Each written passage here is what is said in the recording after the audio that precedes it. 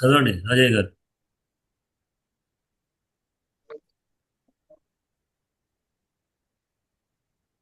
రాజయ్య గారు ఆ, చదవండి. చదవనా? ఉమ్. ప్రభా గురుభ్యో నమః. ప్రభామహత్యా శిఖ ఏవ దీపస్త్రిమార్గ ఏవ త్రిదివస్య మార్గః సంసారవత్యేవ గిరా మనీషే తయా సపూతశ్చ విభూషితశ్చ. ప్రభామహత్యా శిఖ ఏవ దీపస్త్రిమార్గ ఏవ త్రిదివస్య మార్గः సంస్కారవత్యేవ గిరా మనీషే తయా సపూతశ్చ విభూషితశ్చ.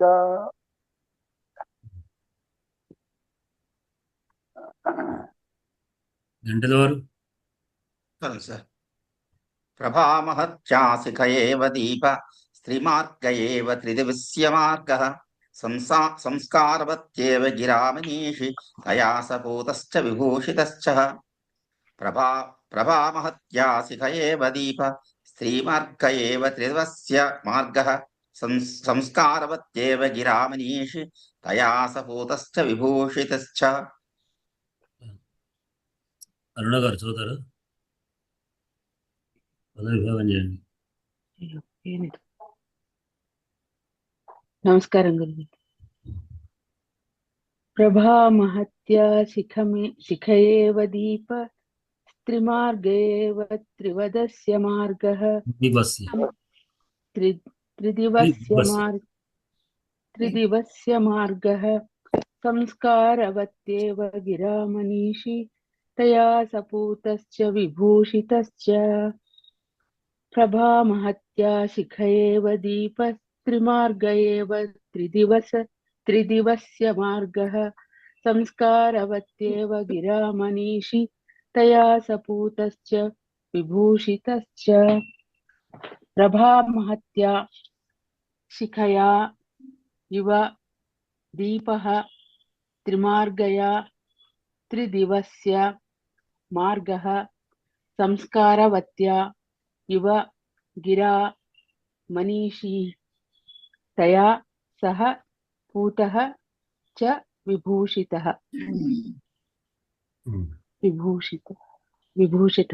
విభూషితః చ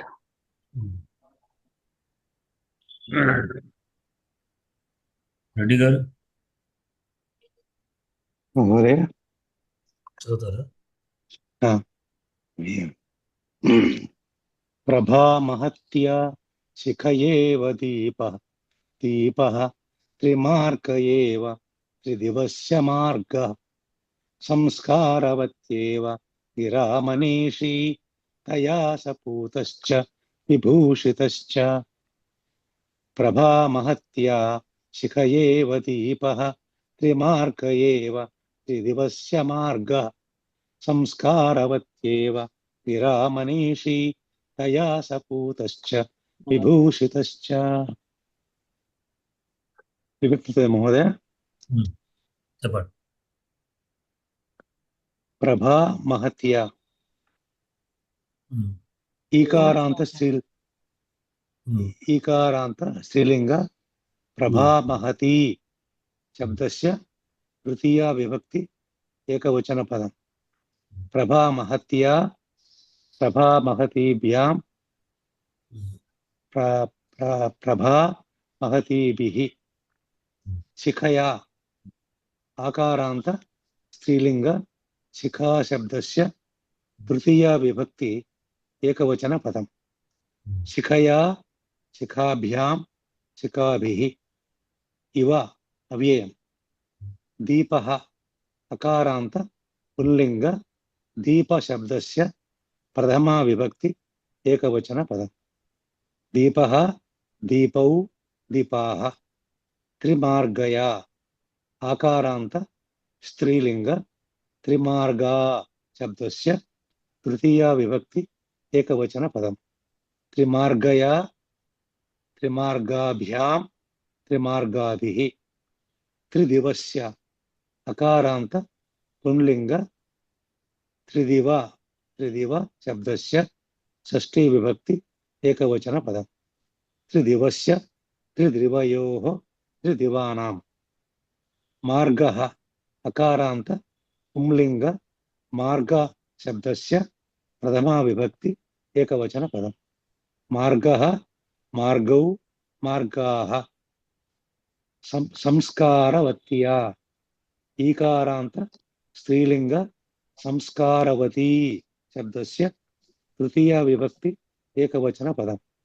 సంస్కారవత్యా సంస్కారవతీభ్యాం సంస్కారవతీభిః.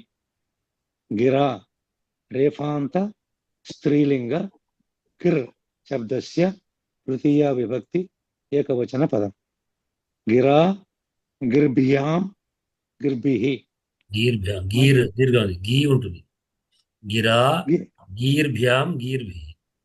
గీకి గీర్ దీర్ఘం ఉందా శబ్దం. మహోదయ? ఆ?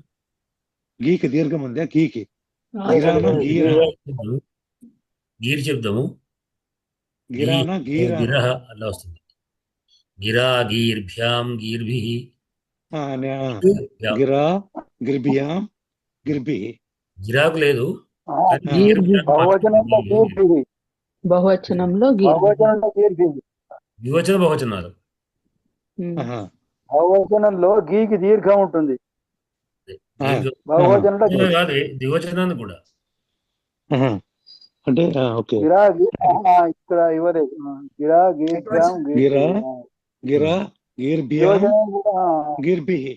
గిరా గీర్భ్యాం గిర్భిః. అస్తు మహోదయ. శబ్దము గీహి గిరో గిరహ అని వస్తుంది. గీహి గిరో గిరహ గిరం గిరో గిరహ గిరా గీర్భ్యాం గీర్భి గిరే గీర్భ్యాం గీర్భ్య గిరహ గీర్భ్యాం గీర్భ్య గిరహ గిరో గిరాం గిరి గిరో గీర్షు. మనీషి నకారాంత పుంలింగ మనీషన్ శబ్దస్య ప్రథమా విభక్తి ఏకవచన పదం. మనీషి మనీషిణౌ మనీషిణః. తయా లకారాంత స్త్రీలింగ తద్ శబ్దస్య తృతీయ విభక్తి ఏకవచన పదం. సహ లకారాంత పుంలింగ తద్ శబ్దస్య ప్రథమా విభక్తి ఏకవచన పదం. సహ తౌ తే. పూతః అకారాంత పుంలింగ పూత శబ్దస్య ప్రథమా విభక్తి ఏకవచన పదం. పూతః పూతౌ పూతాః. చ అవ్యయం. విభూషితః అకారాంత పుంలింగ విభూషిత శబ్దస్య ప్రథమా విభక్తి ఏకవచన పదం. విభూషితః విభూషితౌ విభూషితాః.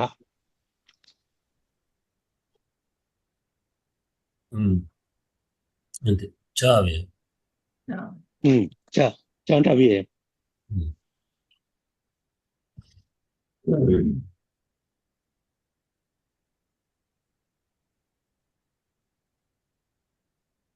దీంట్లో మనకు క్రియాపదం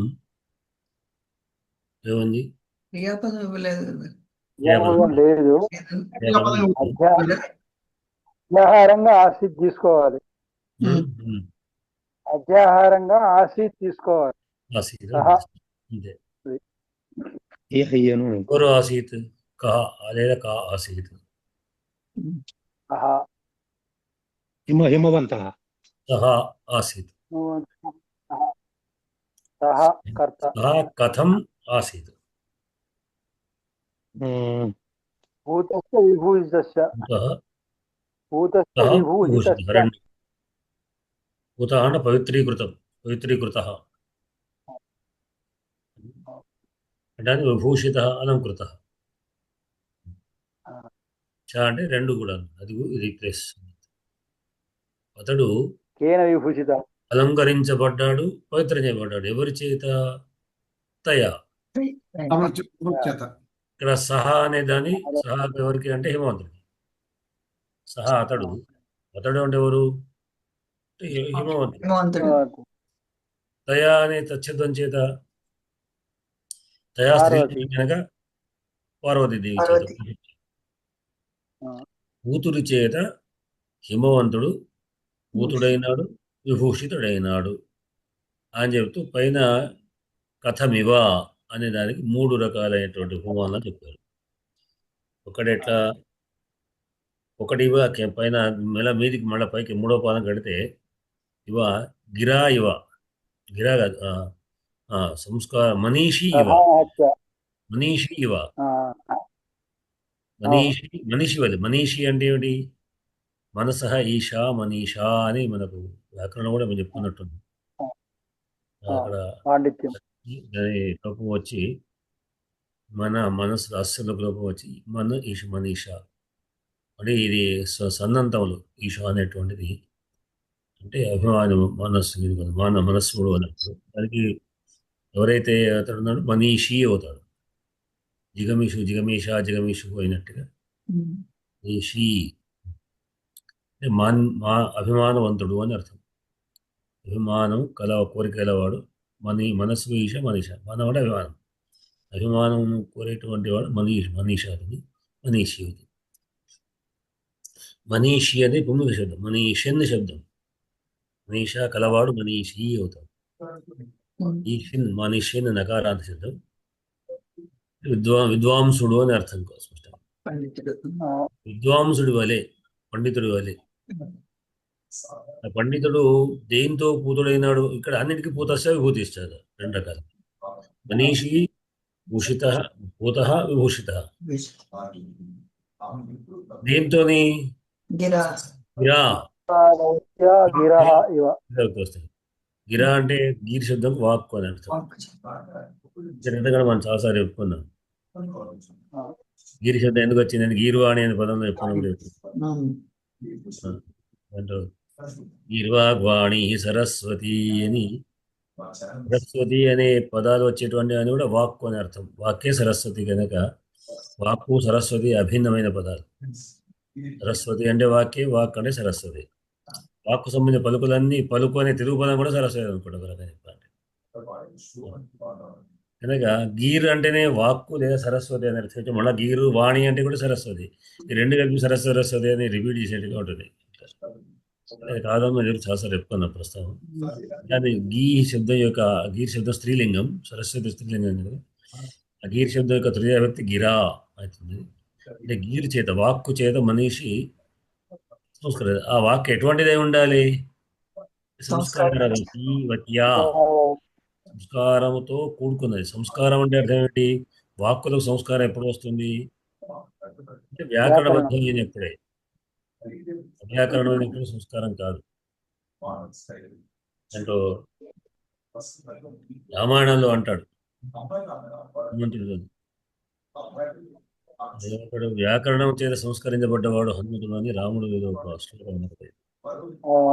మొదటిసారి మాట్లాడినప్పుడు కలిసినప్పుడు మొదటిసారి చూసినప్పుడు హనుమంతుడు చూడగానే హనుమంతుడు అనేకమైన ప్రశ్నలు వేస్తాడు. ఆ మాటలు చక్కనైనటువంటి వ్యాకరణబద్ధకంగా ఉంది అని అంటూ శ్లోకం ఉంది.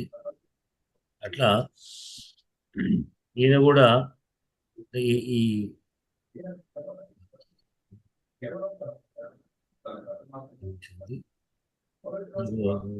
దీంట్లో ఇచ్చినట్లు ఇది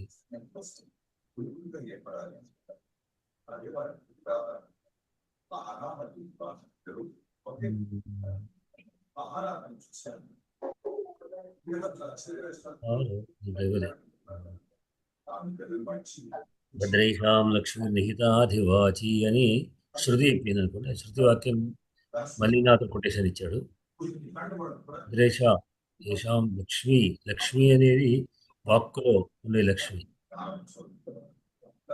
ఏషాం లక్ష్మి నిహిత, వీళ్ళ యొక్క లక్ష్మీదేవి వాక్కు ఎందు దేశవచించేది. అది వ్యాకరణతో సంస్కారమైన ఒక మాట మనకు దాంట్లో కనబడుతుంది. అట్లా ఈ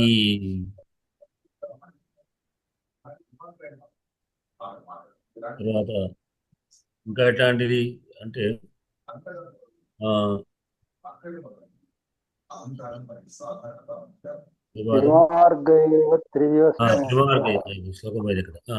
త్రిమార్గయేవ త్రివస్య మార్గః. త్రిమార్గః ఇవ త్రిమార్గం వలె. మార్గ త్రిమార్గం కాదు, మార్గ ఇవ మార్గం తోవ. తోవ అలంకరించబడింది, విభూషితమైంది, అలంకరించబడింది, పవిత్రమైంది. మార్గం పవిత్రమైన మార్గం ఏమిటి అంటే దేని యొక్క మార్గం? త్రిదివస్య, త్రిదివః, త్రిదివస్. త్రిదివస్ అంటే స్వర్గం. స్వర్గం యొక్క తోవ, స్వర్గానికి వెళ్ళే తోవ పవిత్రమైపోయిందట. దేని చేత? త్రిమార్గయ. త్రిమార్గ అంటే మార్గం అంటే పథ, తోవ అంటే 3 మార్గములు కలిగినటువంటిది. త్రిపథగా అని పేరు. గంగ తిరుపతికి త్రిపథకం అంటే స్వర్గము. గంగ పుట్టినటువంటిది ఆయన చెప్తున్న బ్రహ్మ కమల సముద్రం పూర్ణచంద్ర విభానని.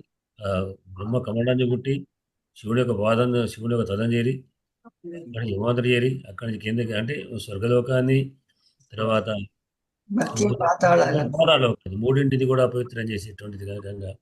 కనుక ఆ గంగ చేత స్వర్గలోకం పవిత్రం అయిపోయింది. దాని ద్వారా అక్కడికి వెళ్ళేవాడు, ఇక్కడ స్నానం చేసేవాడంతా స్వర్గాన్ని చేరుతారు అనేటువంటిది.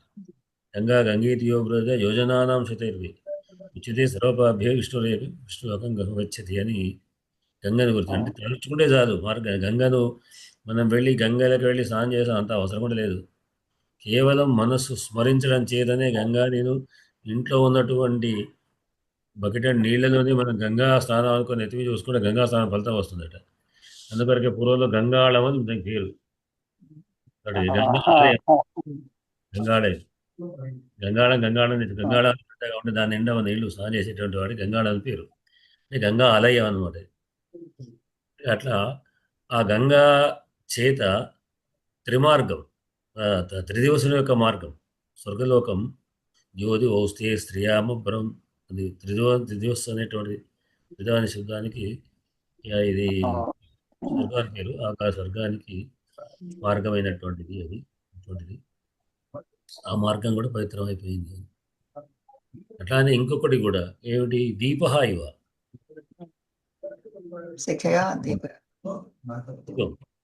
దీపం కూడా పవిత్రమైన దీపం. అది ఎట్లా? శిఖయా, శిఖతో కూడుకున్నది. శిఖతో అంటే శిఖ ఏం శిఖ? ప్రభా మహతీ ప్రభ అన్నమాట. మహత్తైనటువంటి ప్రభ కలిగినటువంటిది, అత్యంతమైనటువంటి ప్రకాశవంతమైన దీపము మనం పెడితే అది పవిత్రమైనటువంటిదిగా ఎత్తుంటాం.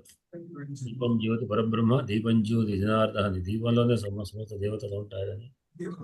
ఒక దీపం పవిత్రమైనటువంటి దీపంగా ప్రకాశవంతంగా ఉండేటువంటిది. అటువంటిది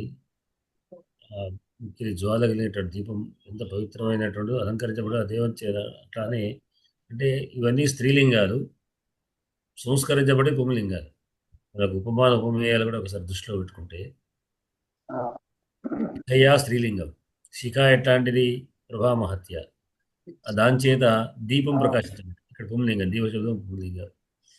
ప్రకాశం దేంతో ప్రకాశించబడిందో అవి స్త్రీలింగాలు. అట్లానే త్రిమార్గయ స్త్రీలింగం, గంగా శబ్దం. ఇక్కడ మార్గ శబ్దము, మార్గ అనేటువంటిది అది విశేష పదంగా అక్కడ పుంలింగం, మార్గ శబ్దం పుంలింగం. కానీ త్రిమార్గయ అన్నప్పుడు ఇది విశేషమైన పదం.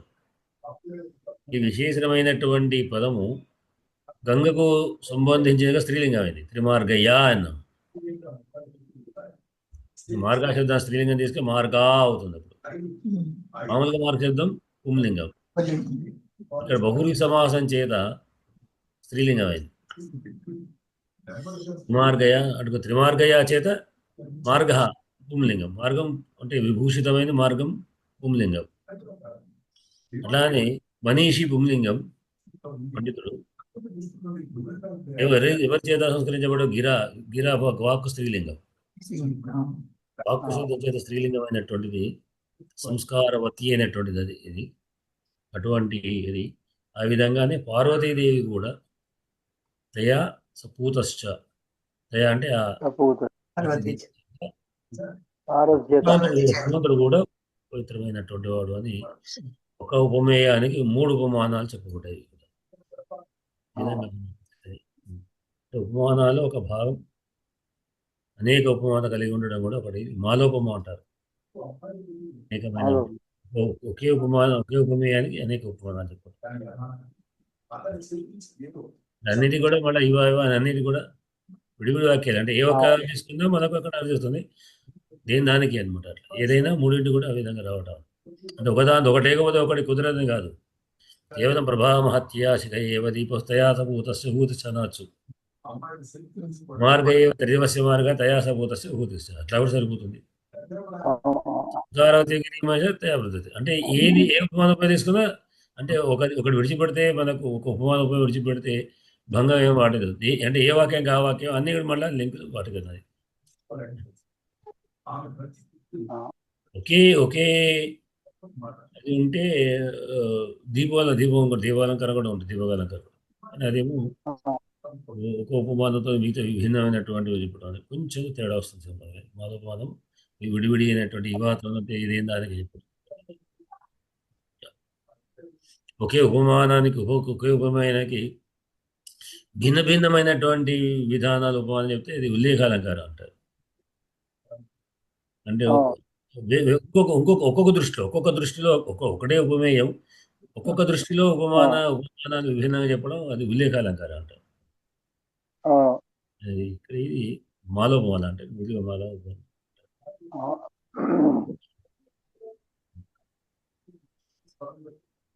చెప్పండి. దీంట్లో మనకు ఏమేమి సంధులు ఉన్నాయి?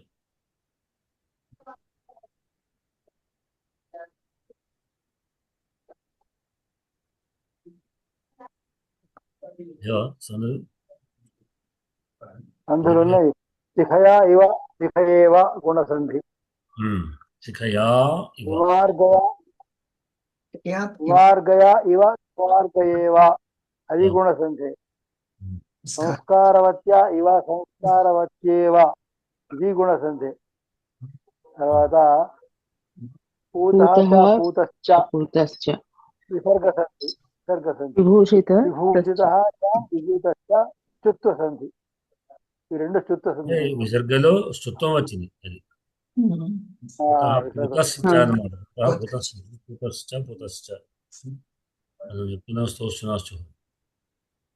విభూషిత విభూతి విసర్గ సకారం అయితే చుత్వం కూడా పోల్చవుతాం.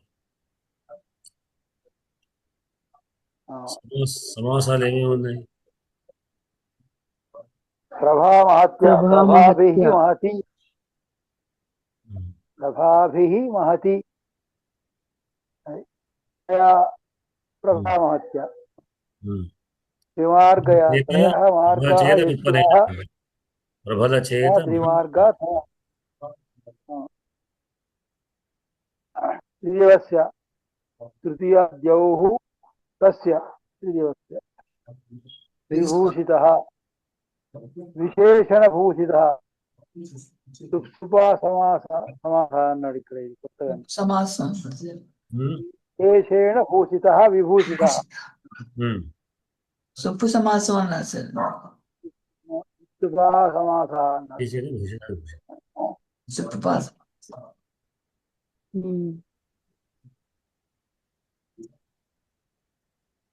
ఇది దీంట్లో ఉన్నటువంటిది కొంచెం విశేషంగా ఏమన్నా కడకమారి చెప్తారు.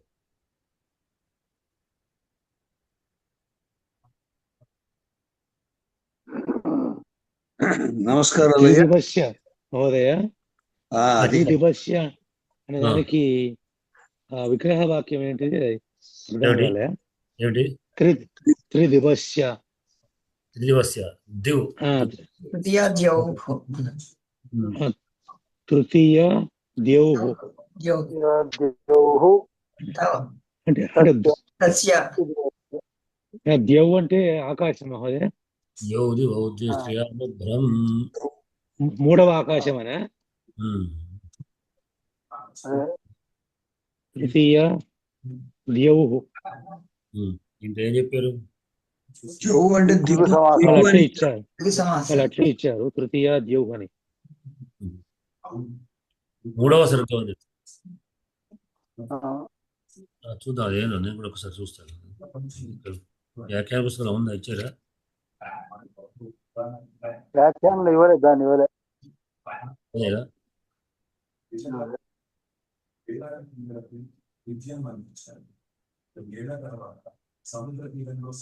తృతీయ ద్యోః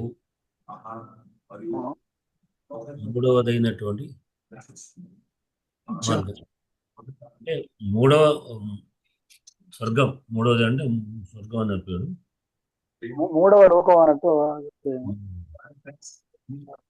యోగి ఓద్వే స్త్రియాము బ్రహ్మని.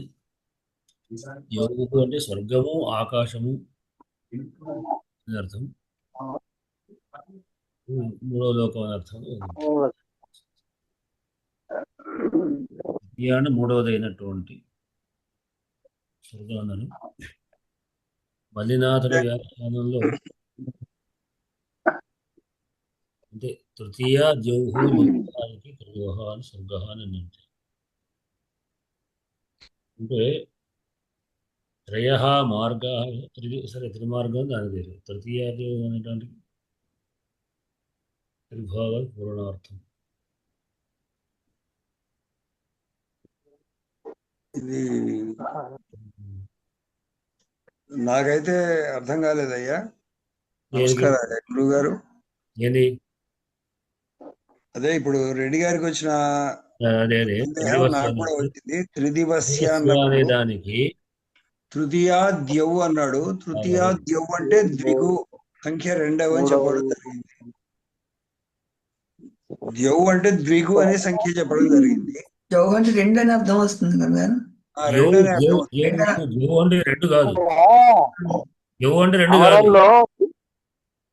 అమరంలో ఇట్లా వచ్చాడు. త్రిదివ తృతీయో దివో లోక త్రిదివ, మూడవ లోకము కనుక త్రిదివము అన్నాడు. అంటే మూడవ లోకము పాతాళం నుంచి లెక్క పెడితే పాతాళము, మత్స్యలోకము, స్వర్గము. ఇక్కడ అమరంలో అట్లా ఇచ్చాడు. మూడవ లోకం తీసుకుంటే స్వర్గ, మత్స్య, పాతాళం ఉన్నప్పుడు అది మొదటిది అవుతుంది. అక్కడ మీది నుంచి లెక్క పెట్టినప్పుడు అంతే. అది ఇప్పుడు కింది నుంచి లెక్క పెడితే అది మూడవది. అట్లా అట్లా కాకపోవచ్చు. భూర్భువ స్వః అంటే మూడో లోకం. ఓహో, ఇదో రకంగా గాయత్రి మంత్రం ద్వారా తీసుకుంటే మూడవ లోకం. ఇక్కడ ఏమన్నాడు? త్రిశబ్దస్య త్రిభాగవత్ పూరణార్థం దీవ్యతే దీవ్యతే ఘయ్యర్థే విధానం దీవ్యతే అని క్షీరస్వామిని ఇచ్చారు. కానీ మార్గ అన్నాడు.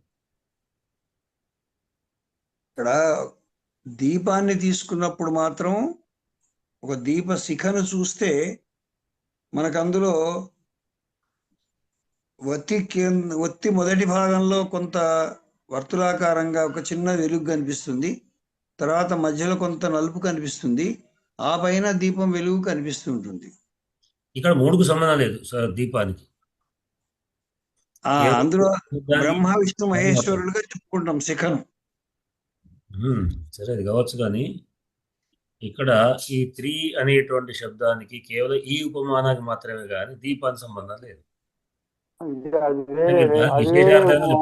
వేరే విషయం. నేను అనుకోవడం ప్రభామహతి అనేటువంటి మన కేవలం ప్రభామహతి మాత్రమే. మహత్య శిఖయ అనేది అంతే కానీ దీప అనేటువంటిది కదా వేరే. త్రిదివస మార్గం వల్ల వేరే, దానికి అది వేరే ఉపమానం, ఇది వేరే ఉపమానం. కనుక ఆ 3 శబ్దాన్ని ఇక్కడ చెప్పాల్సిన అవసరం లేదు. అదే ఇక్కడ ఉపమానాలు సంఖ్య చాలా ఎక్కువగా ఉంది. 3 ఉన్నాయి కనుక దానికే ఉపమానం. ఈ 3 శబ్దానికి మరొక ఉపమానానికి లింక్ లేదు.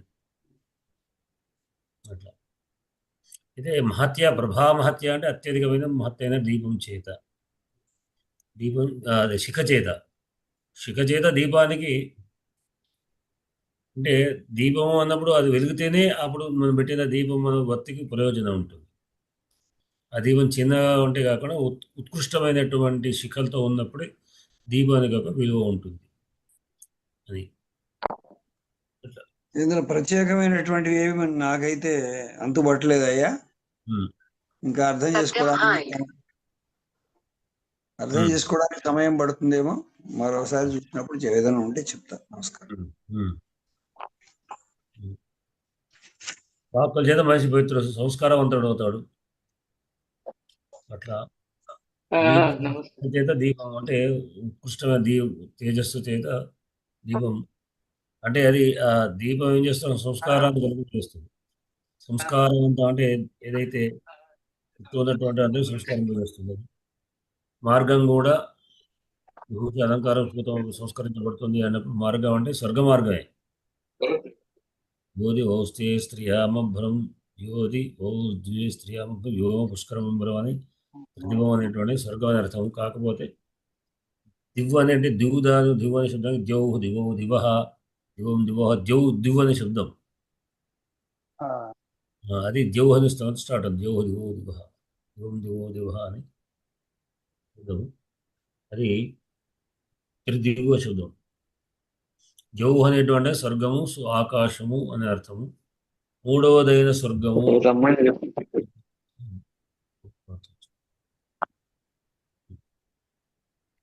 బాగున్నారు ఇప్పుడు ఎవరు ఇవారా?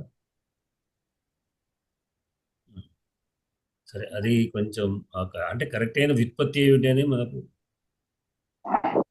ఇక్కడ ప్రతిపదకోశంలో ఇదిగోండి గోపాల్ రెడ్డి రాసింది ఏంటంటే త్రయ బ్రహ్మాదయ దీవ్యంతి ప్రకాశంతే అత్ర త్రీ ప్లస్ దివా ప్లస్ కా బ్రహ్మాదులు ముగ్గురు ఇక్కడ ప్రకాశించురు స్వర్గము ఆకాశము అని ముగ్గురు ప్రకాశిస్తారు ఎక్కడ దివా అని చెప్పి ఇదిగోండి గోపాల్ రెడ్డి గారి వ్యుత్పత్తి పదకోశంలో ఉంది. త్రిదివ పదం ఉందా? అది బాగుంది. త్రిదివ అంటే త్రయ బ్రహ్మాదయ దీవ్యంతి ప్రకాశించే అత్ర త్రి దివ బ్రహ్మాదులు ముగ్గురు ఇక్కడ ప్రకాశించరు అందుకోసం త్రిదివం అంటాడు. అదే నేను కూడా అదే చెప్పాను. బ్రహ్మ విష్ణు మహేశ్వరులు ముగ్గురు కనిపించేటటువంటి రూపము అని. అదే నేను కూడా ఉన్నటువంటి ఇక్కడ త్రిభాగవరణార్థం వ్యాకరణాంశాలు ఇచ్చాడు కానీ ఇక్కడ త్రిజనా ఇది దివహ అన్నాడు క్షీరస్వామి. దివ్యంతే త్రిజనా ఇది దివు దివ్యంత్యత్ర జనా దివ్యంతి అత్ర జనా ఇది త్రిదివు అన్నాడు. అంటే ఇక్కడ జనులు ప్రకాశించబడతారు అని ఎవరు అనేది దివ్వు అనే శబ్దానికి దివ్యంతి మూడు రకాలు అన్ని కరెక్టే సార్. ఒకటే అర్థం కాకుండా అన్ని అర్థాలు సమర్థంగానే ఉన్నాయి అక్కడ. అంతే ఏమిటి అర్థం కాదు. పరిపూర్ణ అన్ని అర్థాలు కూడా సమర్థమే. అది మూడవ లోకం, అది కరెక్టే. మూడవ లోకంలో బ్రహ్మ విష్ణు మహేశ్వరులు ఉంటారు అనేది అది కరెక్టే. అక్కడ ఉన్న వాళ్ళందరూ ప్రకాశిస్తారు, అది కరెక్టే. అందులో ఇదే ఒకటైనా ఏం లేదు, వీటన్నిటికీ అన్వర్థం అది ఆ పదం. అట్లే అర్థం చేసుకోవాలి. ఇదే అనేది త్రిదివస్య మార్గ అంటే స్వర్గలోకము యొక్క మార్గము. స్వర్గలోకానికి చేరే మార్గం ఏదైతే ఉందో అది గంగ చేత అవుతుంది. ఆ మార్గము త్రిమార్గయ. త్రిమార్గం కలిగినటువంటి అంటే మూడు మార్గాలు కలిగినటువంటి ఇక్కడ మార్గం పదం వేరే. త్రిమార్గాలు అంటే మనం మూడు లోకాలు స్వర్గము. ఇది గంగ విషయంలో త్రిపథగా అని పేరు. అంటే మూడింటిని చేరినటువంటి స్వర్గము, భూలోకము, పాతాళలోకం మూడింటిని పవిత్ర చేసేటువంటి త్రిమార్గ అని పేరు గంగకు పేరు. కనుక అటువంటి త్రిమార్గ అంటే గంగ చేత గంగలో మునిగినటువంటి వాడికి స్వర్గలోకం ప్రాప్తిస్తుంది. కనుక అక్కడ పవిత్రమైపోతుంది గంగ ఆ మార్గం. స్వర్గానికి వెళ్ళే మార్గం, స్వర్గం పవిత్రం కావడం కాదు, స్వర్గం యొక్క మార్గం, స్వర్గానికి వెళ్ళేటువంటి మార్గం అవుతుందో పవిత్రీకృతం అయిపోతుంది.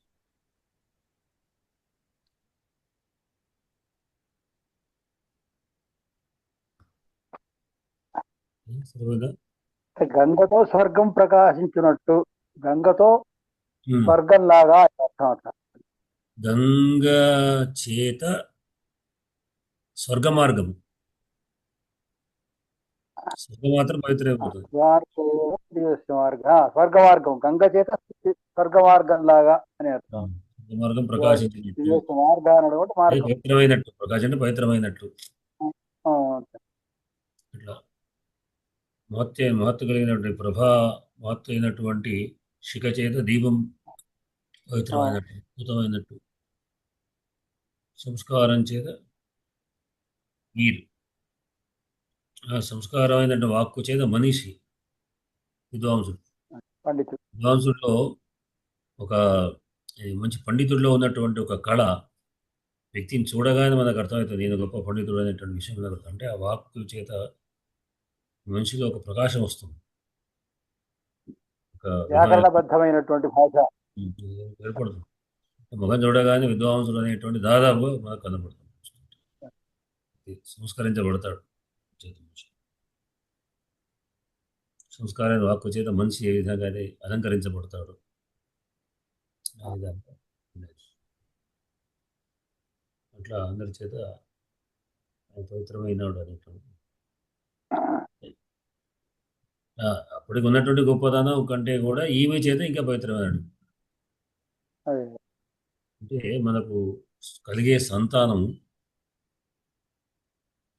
కూడా మనకు మంచి అంటే తల్లిదండ్రులకు చేసే సంస్కారం వల్ల లేకుండా పుణ్యాల వల్ల పిల్లలు పుడతారు. పిల్లలు పుట్టేటువంటి వాడు అని పూర్వకృతంలో చేసేటువంటి పుణ్యకర్మలు పాపకర్మలను బట్టి పిల్లలు కలుగుతారు.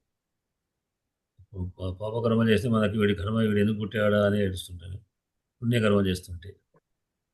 ఇలా కర్మల యొక్క ఫలితాన్ని అనుభవించడానికి భార్య పిల్లలు అని, భార్య పిల్లలు కలిగడం అంటే మంచి పుణ్యవంతుడికి మంచి భార్య దొరుకుతుంది, లేకపోతే జీవితాంతం దుఃఖపడేటువంటి భార్య కలుగుతుంది. పిల్లలు కూడా అంతే, వాడ పూర్వజన్మలో చేసేటువంటి రకరకాలైనటువంటి యొక్క కర్మల యొక్క ఫలితాన్ని అనుభవించడానికి వాళ్ళు అవుతుంటారు. అందుకని ఇక్కడ అటువంటి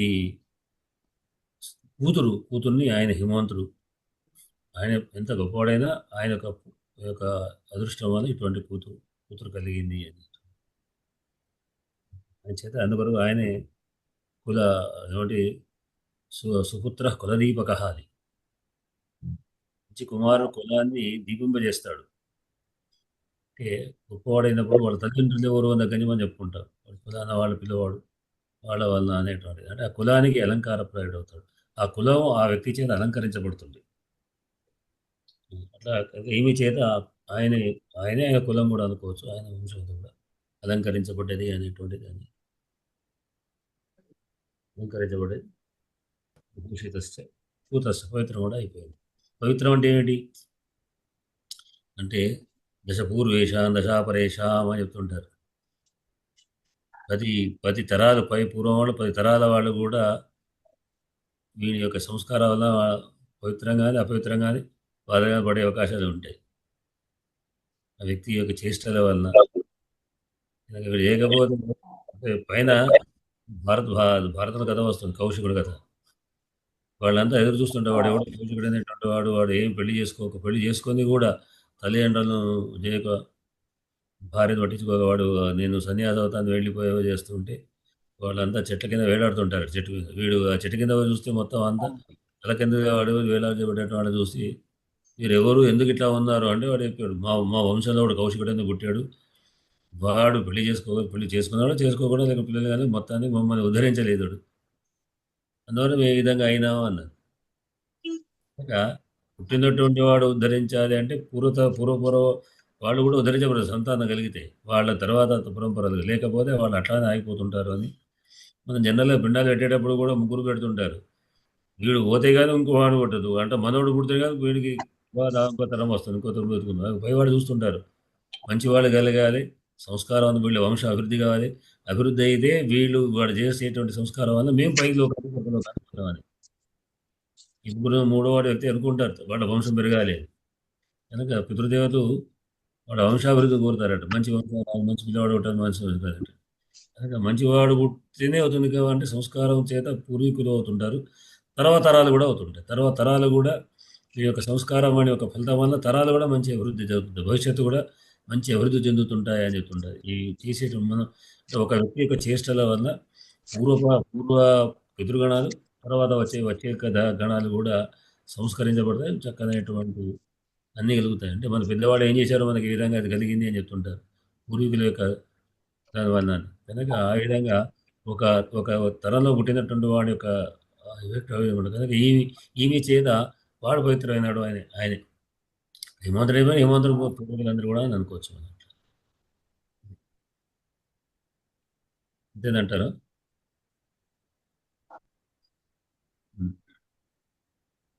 శ్రీదేవి గారికి ఒకసారి శ్లోకం చదవండి.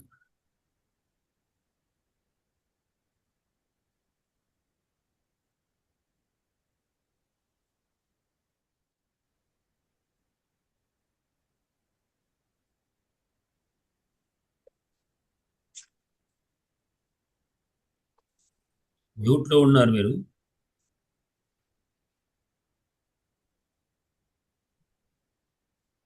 నమస్తే. అస్మద్గురుభ్యో నమః. ప్రభామహత్యా శిఖ ఏవ దీపః త్రిమార్గ ఏవ త్రిదివస్య మార్గః సంస్కారవచ్చేవ గిరా మనీషీ తయా సపూతశ్చ విభూషితశ్చ. ప్రభామహత్యా శిఖ ఏవ దీపః త్రిమార్గ ఏవ త్రివిధస్య మార్గః సంస్కారవచ్చేవ గిరా మనీషీ తయా సపూతశ్చ విభూషితశ్చ. ఇవాళ వ్యాకరణంలో అంశం ఆగమ విధానం గురించి ఉంది.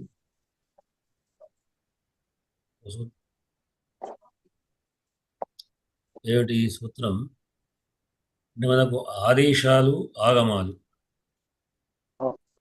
అనేది రెండు రకాలు. ఏం చెప్పుకున్నాం? ఆదేశం అంటే ఆదేశం శత్రువత్, ఆగమం మిత్రవత్ అని. అంటే ఆదేశం వస్తే ఏమవుతున్నది? శత్రువత్ అంటే శత్రువులాగా పడగొట్టి ఆ స్థానాన్ని ఆక్రమించుకోవడం. చెస్సులో చదరంగంలో భటుడు కానీ ఎక్కడ మంది కానీ ఒక బంటు ఒకటి అది ఎదుటి శత్రువుని పడగొట్టి ఆ స్థానాన్ని ఆక్రమించుకోవడం అన్నట్టుగా ఆ వర్ణం పోయి ఈ వర్ణం వచ్చేస్తుంది. ఆగమం అంటే మిత్రవత్. మిత్రవత్ అంటే మిత్రుడికి పక్కకు వెళ్ళి తను కూర్చుంటాడు తప్పిస్తే అక్కడ ఎవరిని కదిలించడం వెళ్ళగొట్టడం జరగదు. అంటే ఒక పార్కులో బెంచ్లో అందరు కూర్చొని అనుకోండి, పార్క్ టైం పాస్కు ఇంకో ఫ్రెండ్ వచ్చాడు, రా అంటారు, పక్క జరుగుతారు. ఆ 3 సీట్లు 4 సీట్లు ఇంకొంచెం జాగించి వాడు కూడా ఇంకొంచెం కూర్చోబెడతారు తప్పిస్తే దాంట్లో ఎవరు లేవరు. పక్క జరిగి కూర్చుంటారు. కనుక ఆ స్థానంలో ఒకటి అధికంగా రావడమే తప్పిస్తే పోవడం అంటూ ఉండదు అనేటువంటిది ఆగమ విధానం. ఇది ఏదేది ఎట్లా అంటే ఈయన పాణిని మహర్షి అంతా మనకు తెలుసు.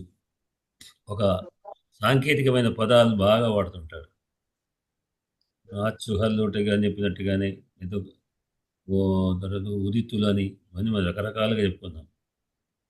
అయితే ఇక్కడ సమస్య ఏమిటి? ఇప్పుడు ఆదేశం అంటే ఒకే ఒక ప్రదేశంలో ఇకో ఎణచి అని చెప్పామనుకోండి, ఎక్కువ స్థానంలో ఎండు వస్తుంది అన్నప్పుడు ఈ ఊరుల స్థానంలో ఎవరు వస్తుంటే ఈ వెళ్ళిపోతుంది, యా వస్తుంది. అక్కడ మనకు ఏ విధమైన సందేహం లేదు. ఒకటే స్థానం ఎవరైనా ట్రాన్స్ఫర్ అయ్యి వస్తే దాంట్లోని దనికొండ వారు చేసినట్టు గారు మైనర్ స్థానంలోకి ఇంకో ట్రాన్స్ఫర్ వేసుకొని ఈయన వెళ్ళిపోతుంటారు. ఆడ వస్తుంటే మైనర్ ఒకటి ఉంటుంది, ఈయన వెళ్ళిపోయి ఆయన వస్తుంటారు. ఒకటే స్థానంలో ఒకటి వెళ్ళిపోవడం ట్రాన్స్ఫర్ కూడా. కానీ మరి ఆగమనప్పుడు ఎక్కువ రావాలంటే ఇంకో బెంచ్ వేయాలి, ఇంకో కుర్చీ వేయాలి, ఇటువైపు వేయడం.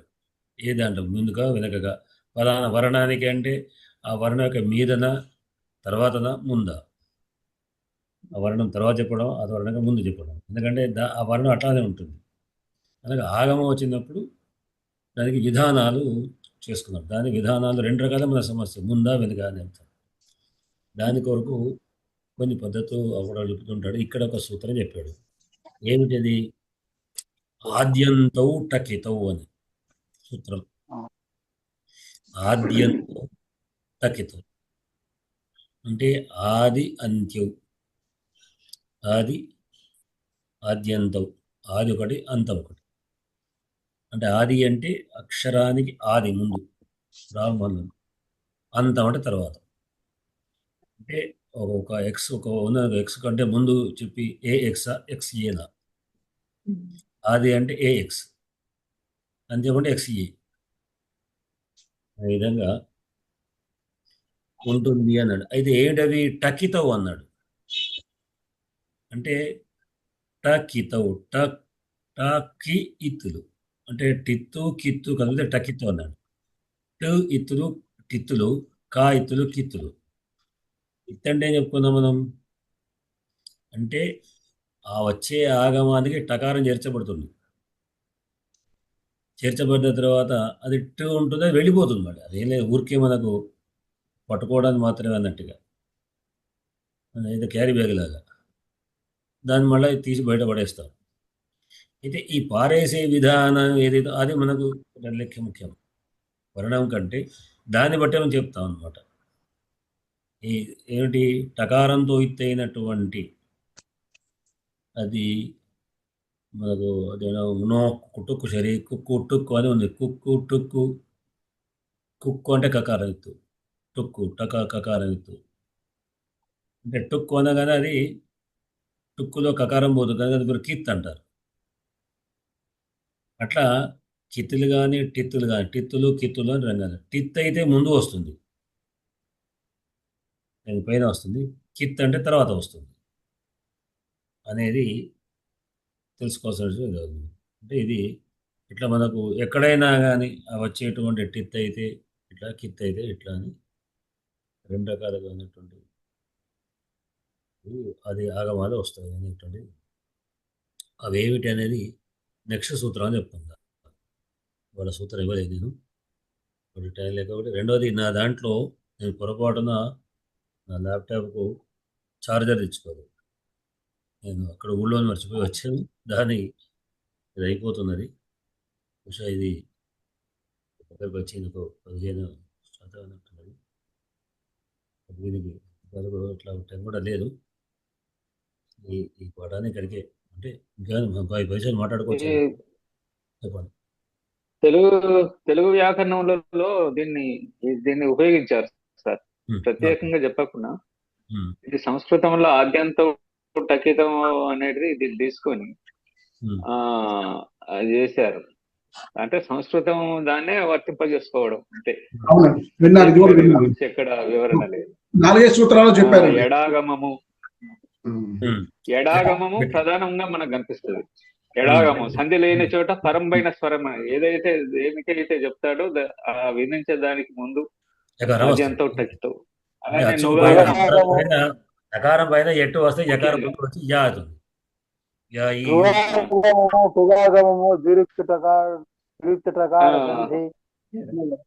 ఆగమ సంధి ఉన్నాయి. ఎడాగం ముందే టిత్ అండి, అది టకారం టిత్ అయింది కాబట్టి అది ముందు వచ్చింది. అక్కడ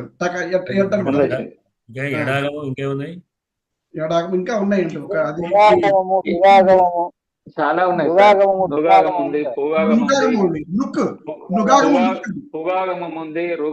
ఉంది, అవి కిత్తులు. అవి కిత్తులు. ఎడాగమమే కిత్తు ఒకటి ప్రధానంగా. నాకు వేరే అయితే నాకు సరిగ్గా జ్ఞాపకం లేదు, అదొకటి మాత్రం టిత్తు. మిగతా నిన్న ఒక చర్చకు వచ్చింది, అది కిత్తు. మొన్న ఒక చర్చకు వచ్చింది. ఏమిటది? వాక్ చాతుర్యం. నేను కూడా కొంచెం కన్ఫ్యూజ్ అయ్యాను. వాక్ అనేటువంటి విడిపదమే, చాతుర్యం విడిపదమే. అయితే వాక్ చాతుర్యం అన్నప్పుడు నిజానికి వాచ్ శబ్దం. వాచ్ అనే శబ్దానికి వాచ్, వాక్, వాచో వాచ. జలము శబ్దం కూడా జలముచి శబ్దం. జలం జలం జలంచో జలముచ అంటాం. అయితే కకారానికి మనం చెప్పుకున్నట్టున్నారు చో కుహు అని సూత్రం. చకార స్థానం కకారం వచ్చి జలముచ్చు జలం చెప్పండి సార్. జరిగితే నమ్మకం అయింది, పదం అయిపోయింది. అయితే అక్కడ చోక్కు అని సూత్రం వారు చెప్పారు. చోక్కు అని సూత్రం దానికి చోక్కు సూత్రం ప్రకారంగా పాదాంతమందు కానీ జల్లు, నేను పాదాంతమందు కనుక వాక్ అయిపోయింది కదా, దాని మీద నేను దృష్టి పడలేదు. ఆయన చెప్పిన గుర్తువచ్చే కరెక్ట్. అంటే జలముచ్చు అంటే చోక్కు సూత్రం ఏం చెబుతుంది అంటే చవర్గకు చోహట్ చ వర్గ చూనకు చవర్గకు హల్లు కానీ అంతమందు కానీ జల్లు కానీ పరంగా ఉంటాయి అన్నట్టు. పాదాంతమందు కానీ పాదాంతం అన్నప్పుడు దాని తర్వాత సుప్పు లేదు, పాదాంతంగా వాక్ అయిపోయింది, జలముక్క అయిపోయింది అంతే. అట్లానే లేదా జల్లు పరంగా జల్లు అన్నప్పుడు వాక్ చాతర చకారం జల్లు అయింది. వాచ్ వాక్ వాచ్ వాక్ అయి వాక్ చాతర కుత్తో సంధి అని చెప్పవచ్చు. ముందు నేను సంధి లేదని చెప్పాను, మళ్ళీ తర్వాత చూసిన తర్వాత దాన్ని మళ్ళీ నేను సవరించాలి, విడిచిపెట్టేది అట్లా. ఇది ఆయన ఎవరు ఒకళ్ళిద్దరు సవర్ణ సంధి అన్నారు, హల్ సంధి అన్నారు, జస్ట్ సంధి అన్నారు. చాలా తప్పులేండి. అసలు ఎవరు చెప్పలేదు. చెప్పలేదు. అయితే ఒక విధంగా చెప్పారంటే అసలు అక్కడ సంధి కాదు సార్, అసలు అక్కడ సంధి ఏమున్నట్టు వాక్ అనేది పెట్టేశాడు ప్లస్ చాతుర్యం, అక్కడ రాయటంలోనే తేడా తప్ప వాక్ అసలు ఏమి సంధి అవనట్టు కూడా చెప్పేయచ్చు. దాన్ని అట్లా చెప్పాను, సంధి లేని చెప్పాను, వాక్ సంధి లేదని చెప్పాను. కానీ మన వారు చెప్పారు, వారు సరే పోనీ హల్ సంధి అన్నారు, రేమండ వారు చెప్పారంటే కుత్తు సంధి అన్న. కరెక్ట్, అది కూడా కరెక్టే. కుత్తు సంధి అనేటువంటి మనం చెప్పవచ్చు. వాచ్ చాతుర్యం వాక్ చాతుర్యం విడిస్తే వాచ్ చాతుర్యం అని చేయాలి. వాచ చాతుర్యం వాచ్ చాతుర్యం అనేటువంటి కూడా కరెక్టే అని, సరే కరెక్ట్ అట్లా కూడా చెప్పవచ్చు అని చెప్పవచ్చు. కాకపోతే సవణగిరి గారిని అనేసరికి కనిపిస్తుంది. సవణగిరి ఆయన ఎట్లా చెప్పాడు నాకు అర్థం కాలే. ఆయన ఎట్లా చెప్పాడు అట్లాగే ఎవరు పేరు చెప్పదు పేరు చెప్పు, మన పేరు ఎందుకు అసలు. అట్లానే జస్సు సంధి అన్నారు. జస్సు సంధి అంటే జపగడతలు రావాలి, జస్సు సంధి జపగడతలు లేవు. ఇవన్నీ కష్టాలు ఒకవేళ హల్సాలని అన్నారు. మరి వీళ్ళంతా గొప్ప గొప్ప పెద్ద పెద్ద పండితులే వీళ్ళంతా కూడా. అంటే బహుశా నాకేమనిపించిందంటే వీళ్ళు సరే మిగతా విషయాలు కానీ ఈ దీంట్లో సందుల విషయంలో వాళ్ళకి అంతగా కొద్దిగా అవగాహన తక్కువ ఉందని అనిపిస్తుంది. చూస్తే అంటే వాళ్ళ పాండిత్యాన్ని మనమేమి తక్కువ చేయడం లేదు. గొప్ప గొప్ప పద్యాలు బ్రహ్మాండంగా అనేటువంటి శతకాలు ఒక్కొక్కడిగా ఒక్కొక్క విషయంలో పాండిత్యం ఉంటుంది, ఇంకో దానిలో జీరో ఉంటారులేండి. అంటే కొన్ని దాంట్లో కొన్ని ఇట్లా ఉండవు కనుక. అంటే ఒక్కటే ఏంటంటే పొరపాటు మనం తెలియనప్పుడు దాని మీద అవగాహన లేకుండా చెప్పదు, లేకుండా దాన్ని కొంచెం చూసి ఏమైనా మనం వెరిఫికేషన్ చేసుకొని చెప్పాలి. అంతేగాని దాని మంది వెళ్ళిపోయేసరికి ఏంటంటే ఆయన మనకు అదవుతుంటాయి. అదే వాళ్ళు ఏదో చేశారు, శ్రీదేవి గారు ఏదో పెట్టారు, ఏమిటి ఏం పెట్టారు చెప్పండి. ఎంత చదవాలి, వ్యాసంలాగా ఉంది. మన కోసంలో జౌహుకి ఇచ్చినది పెట్టాను. జౌహు అదే జౌది వస్తే శ్రీవాం చెప్తే కదా, జౌది వస్తే శ్రీయామం యోమ పుష్కరంబరి అనేటువంటిది అంటే దివ్య శబ్దం ఉంటుంది అంతే. త్రిదీపం అనే ఎట్లా అయిననే ఇక్కడ సమస్య. దివ్వ స్వర్గం ఓకే, జౌహనముడు 3 స్వర్గాల ఏమంటే త్రిపదగా అంటే ఓకే, 3 మార్గాలు అర్థం.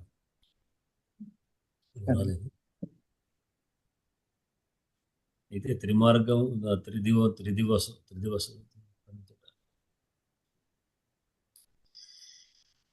సరేనండి. అందరికీ కూడా అపేదా ఇంకేమైనా చర్చలు అనుమానాలు?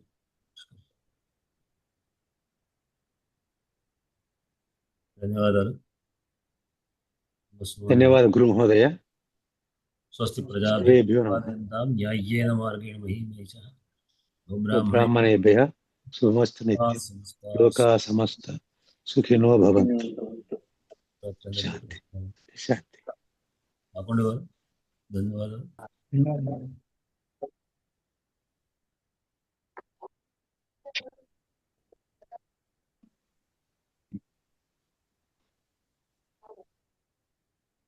ఎండ్ చేస్తున్నానండి.